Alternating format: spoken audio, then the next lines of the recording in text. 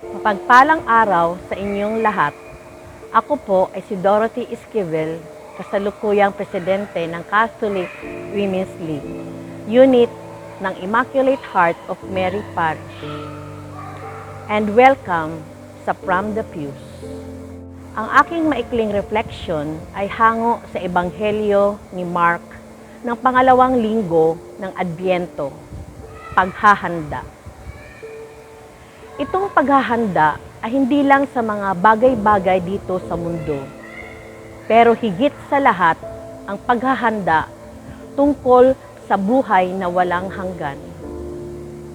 Maghanda at magalak sa pagdating ng ating Panginoong Hesukristo. Kaya hinihikayat tayo magdasal at magkaroon ng mabuting asal. Sa buhay ko bilang isang byuda, wala akong ibang inaasahan, kundi ang Panginoong Diyos lamang.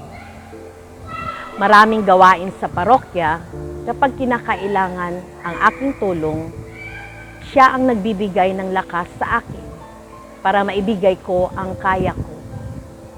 Siya ang aking inaasahan sa lahat ng bagay, ang kanyang mga pangako na di niya ako pababayaan, niiiwanan man. Ang siyang nagbibigay katatagan sa aking pananampalataya. Lahat po ba kayo ay handa na sa muling pagdating ng ating Panginoong Hesukristo? Siya ba ang tanging inaasahan ninyo, lalo na kapag mahirap ang landas na tinatahak ninyo sa araw-araw? Manalangin tayo. Panginoong Hesukristo, tulungan mo kaming maging handa sa iyong muling pagdating. Sa bawat pitig ng aming mga puso, naway kami kalingain mo.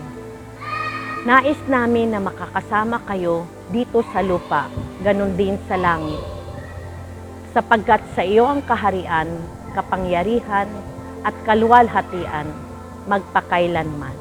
Amen.